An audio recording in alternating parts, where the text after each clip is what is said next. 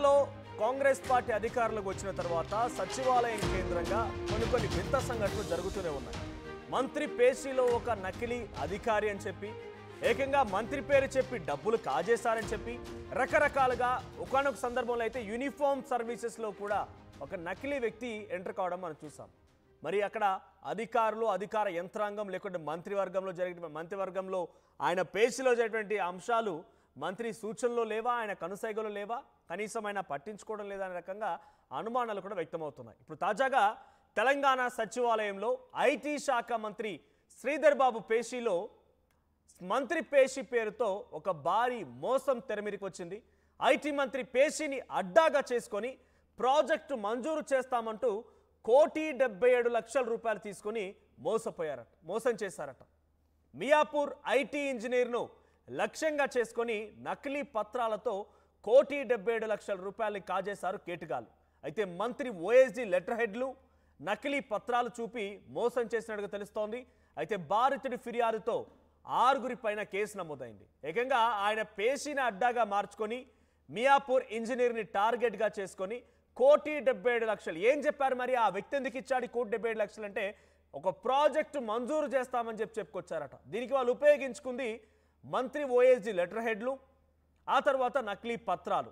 ఇవన్నీ ఉపయోగించి ఈ నేరగాళ్ళు ఆర్థిక మోసానికి, అంటే ఆ ప్రాజెక్టు మంజూరు చేస్తామని చెప్పి ఈ మోసానికి తెరలేపి 1,77,00,000 రూపాయలు కాజేశారట. 6 పైన కేసు నమోదైంది బాధితుడి ఫిర్యాదుతో.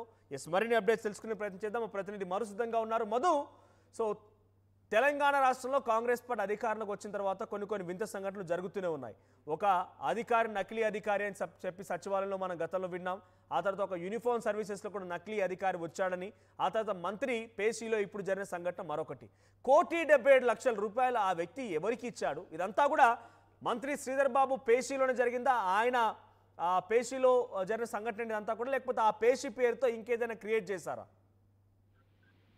ఎంత అవేర్నెస్ తీసుకొచ్చే ప్రయత్నం చేసినా ప్రభుత్వం కానీ, తర్వాత కొద్దిమంది యాక్టివిస్టులు కానీ, పోలీసులు కానీ మోసపోయే వాళ్ళు మోసపోతానే ఉన్నారు. ఈ రకంగా డబ్బులు పే చేస్తా ఉన్నారు. సాధారణంగా ప్రభుత్వం ప్రాజెక్ట్ ఇచ్చేది ఉంటే ఎక్కడ డబ్బులు పే చేయండి ముందుగా అనేటువంటిది సాధారణంగా ఉండదు. ఒకవేళ అట్లాంటి సిచ్యువేషన్ ఏమైనా ఉంటే టెండర్ ప్రక్రియలో ఆన్లైన్ రూపంలో చాలా స్పష్టంగా ఉంటుంది. బ్యాంకు త్రూ ఇట్లాంటి ట్రాన్సాక్షన్స్ ఉంటాయి.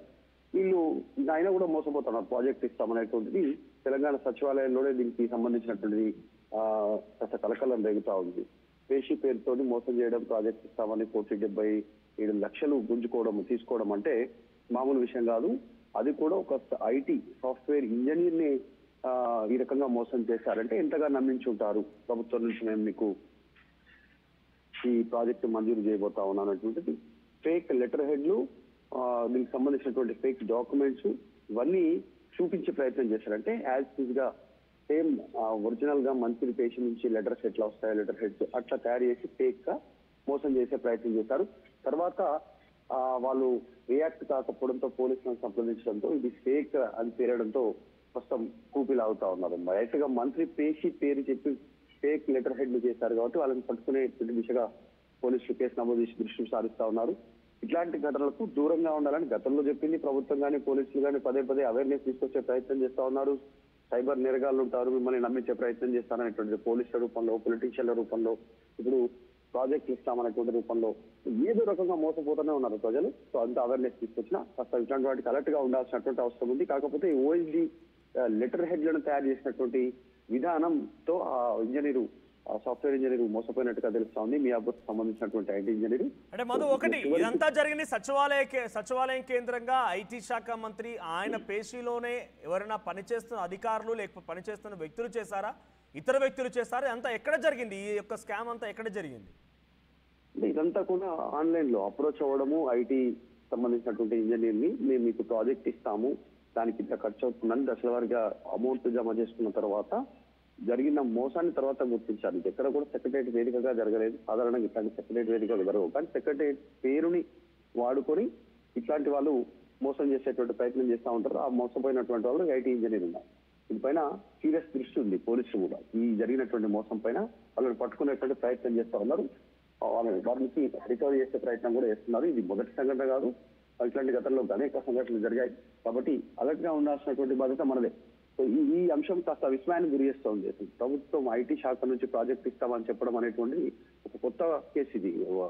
మరి మిగతా డిపార్ట్మెంట్లు ఇంకెక్కడెక్కడ అవుతున్నారు దానిపైన కూడా అలర్ట్ గా ఉండాల్సినటువంటి అవసరం ఉంది.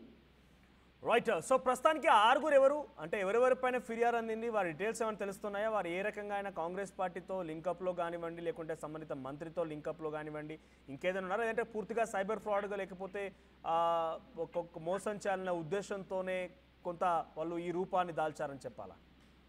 ఎగ్జాక్ట్ అంటే సింపుల్ సైబర్ నేరగాలనే చెప్పాల్సినటువంటి అవసరం. ఫోన్ లో నమ్మించారు, లెటర్ ఇచ్చారు, డైరెక్ట్ కలిశారు. ఆయన కలిసిన తర్వాత నమ్మించిన తర్వాతనే ఎన్నోసార్లు మీటింగ్ అయిన తర్వాతనే ఈ ఘటన జరిగేటువంటి అవకాశం ఉంటుంది. పోలీసులు దర్యాప్తు చేస్తా ఉన్నారు. డీటెయిల్ గా ఎప్పుడు కలిశారు, ఎక్కడ కలిశారు, ఏ నెంబర్స్ తో ఫోన్ చేశారు, ఎంతమంది ఉన్నారు, అసలు ఏం చెప్పారు అనేటువంటి అన్ని విషయాలను కూపిలాగే ప్రయత్నం చేస్తా ఉన్నారు. ఇంత నమ్మకంగా 1,70,00,000 కాజేశారంటే వాళ్ళు ఒరిజినల్ అని చెప్పేటువంటి విధంగా నమ్మించే ప్రయత్నం చేస్తారు. మరి నిజంగానే తనని ఎలా నమ్మించగలిగారు, ఎక్కడికి పిలిచారు, నిజంగా దీంట్లో ఇంకో కోణం ఉందా, ఎందుకు కేవలం ఫోన్ లో సంభాషిస్తూ మాట్లాడుతున్న సమయంలోనే ఇంత పెద్ద మొత్తంలో ఆ సదరు ఇంజనీర్ డబ్బులు ఇచ్చాడా?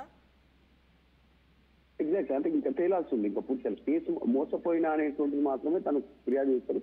పోలీసులు ఇంకా డీటెయిల్స్ అధికారికంగా ప్రకటించాల్సినటువంటి అవసరం ఉంది. ఒకవేళ పలుసార్లు ఏమైనా మీటింగ్ జరిగిందా, ఎక్కడ జరిగింది, వాళ్ళు ఏ ఫోన్ నెంబర్ తో టచ్ లోకి వచ్చారు, వారితో పాటు ఇంకెవరెవరు ఉన్నారు, పూర్తి స్థాయిలో దర్యాప్తు తెలియటువంటి అవకాశం. Right, thank you Madhu. So మొత్తంగా ఐటీ శాఖ పేషీలో అంటే దాని రూపంలో ఒక సైబర్ ఫ్రాడ్ జరిగిందని ఇప్పుడు చాలా డీటెయిల్గా తెలుస్తున్న అంశం. సో ఇంకా మరిన్ని డీటెయిల్స్ తెలియాల్సి ఉంది. అసలు ఆ వ్యక్తి ఇంజనీర్ ఎవరు, ఏ ప్రాజెక్టు కోసం అయినా వారిని ఆశ్రయించాడు, ఆ సైబర్ ఫ్రాడ్ ఎలా జరిగిందని మరింత డీటెయిల్స్ తెలియాల్సి ఉంది. But as of now IT శాఖ పేరుతోని కొంతమంది వ్యక్తులు నకిలీ లెటర్ హెడ్లు, నకిలీ పత్రాలు తయారు చేసి మీకు ప్రాజెక్ట్ని అప్పచెప్తామని చెప్పి 1,77,00,000 రూపాయల డబ్బుని కాజేసినట్టు తెలుస్తోంది.